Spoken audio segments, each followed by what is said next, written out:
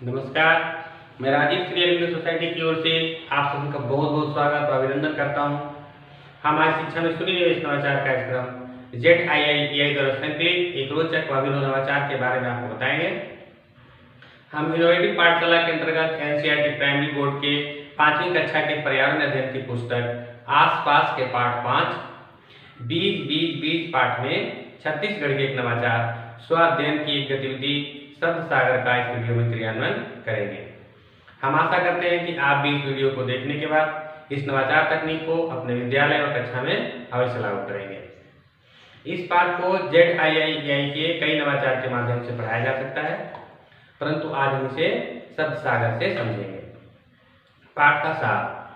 प्रस्तुत पाठ का सारांश यह है कि बीज बीज बीज पाठ बीजों के अंकुरन से पौधा बनने तक की पूरी प्रक्रिया पर आधारित है और इसमें पेड़ पौधों, जीव जंतुओं तथा मनुष्यों को आपस में निर्भरता का वर्णन किया गया है। इसमें पर्यावरण अध्ययन के साथ हिंदी विषय को भी समाहित किया गया है। नवाचार की नवीनता। इस नवाचार की नवीनता एवं उपयोगिता यह है कि कक्षा के छात्र गतिविधि का आनंद लेते हुए सहपाठियों के साथ मिलकर शब्दावली तथा व्याकरण कौशल को बढ़ाते हैं। इससे अभिव्यक्ति की क्षमता एवं लेखन शैली भी विकसित होती है। आइए इसके क्रियान्वयन की प्रक्रिया को देखते हैं। इसके अंतर्गत अपने मन की बात या चित्र या शब्द लिखी हुई पर्चियों की सहायता से छात्रों को पढ़ाए जा रहे पाठ में बीजों का अंकुरन, बीजों का प्रकीर्णन, बीजों में एकत्रित भोजन, नन्हे पौधे आदि की जानकारी पर समझ विकसित करने के लिए पुनः अध्ययन की अवधारणा के साथ लागू किया जाता है। इसके क्रियान्वयन में 20 मिनट का समय लगता है। इसमें पूर्व प्रबंधन के तौर पर रंगीन चार्ट पेपर और एक छोटे से बॉक्स की व्यवस्था करनी पड़ती है। शब्द सागर गतिविधि के निर्देश।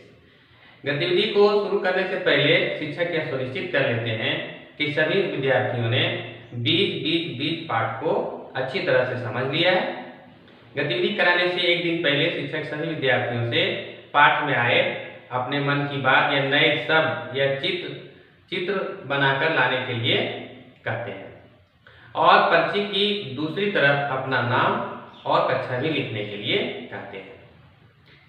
शिक्षक रंगीन चार्ट पेपर से बॉक्स को विद्यार्थियों से ही सजवाते हैं और उस पर शब्द सागर लिख देते हैं। गतिविधि के नियम बताते हैं और सभी विद्यार्थियों को समान रूप से भाग लेने का अवसर देते हैं। विद्यार्थियों के द्वारा पर्ची पर लिख कर लाए गए अपने मन की बात या नए शब्द या चित्र को शब्द सागर बॉक्स में डाल दिया जाता है। फिर किसी एक विद्यार्थी को बुलाकर उन डाली गई पर्चियों में से एक पर्ची निकालने के लिए कहा जाता है। वह पर्ची निकालता है और उस पर लिखे शब्द को ऊंची आवाज में पढ़ता है और उससे संबंधित एक वाक्य बोलकर कॉन्सेप्ट की जानकारी देता है। आइए इस क्रियान्वयन को उदाहरण से समझते हैं। एक विद्यार्थी आगे आकर बॉक्स से एक पर्ची निकालता है जिस पर निपेंथिस लिखा हुआ है। विद्यार्थी पर्ची देखकर ऊंची आवाज में बोलता है निपेंथिस, फिर शब्द से जुड़े कॉन्सेप्ट की जानकारी बताता है। निपेंथिस कीड़े मकोड़े खाने वाला एक पौधा है। एक दूसरा विद्यार्थी आता है और पर्ची निकालता है जिस पर वेलक्रो लिखा है। विद्यार्थी पर्ची देखकर ऊंची आवाज में बोलता है वेलक्रो। अब शब्द बोलने के बाद उससे जुड़े कॉन्सेप्ट की जानकारी बताता है। वेलक्रो बीजों से बना एक चिपचिपा पदार्थ है जो दो सतहों को जोड़ती है, चिपकाती है। इस प्रकार बारी बारी से विद्यार्थी आगे आते हैं और पर्ची उठाते हैं, शब्द बोलते हैं, शब्द से जुड़ा एक वाक्य बोलते हैं। विद्यार्थियों द्वारा वाक्य या शब्द नहीं बोल पाने की स्थिति में शिक्षक उनकी मदद करते हैं या वे चित्र देखकर वाक्य बोलते हैं। गतिविधि के साथ विद्यार्थियों को नए नए शब्दों के बारे में जानकारी के साथ पाठ का दोहराव भी हो जाता है।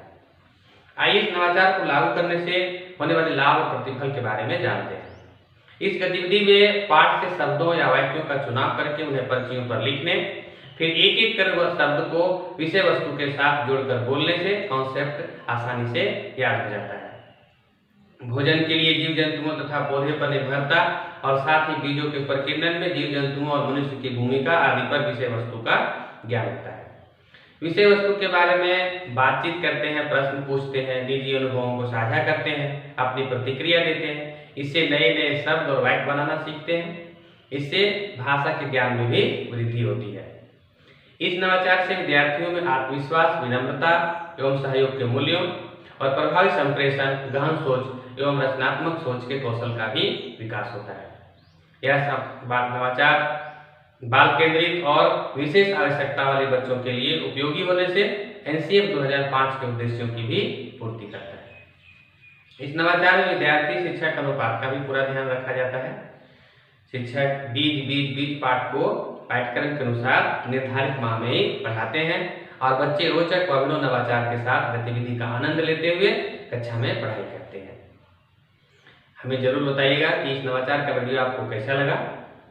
इस तरह के कई दिलचस्प नवाचार हम आप तक लाते रहेंगे। आपसे अनुरोध है कि ZIIEI के YouTube चैनल को सब्सक्राइब करें। अगर आप वीडियो फेसबुक पर देख रहे हैं तो ZIIEI के फेसबुक पेज को जरूर लाइक करें और नीचे दिए गए लिंक पर क्लिक करके आप इनोवेटिव पाठशाला ऐप भी डाउनलोड कर सकते हैं। इस वीडियो को देखने और लाइक करने के लिए आपका बहुत बहुत धन्यवाद।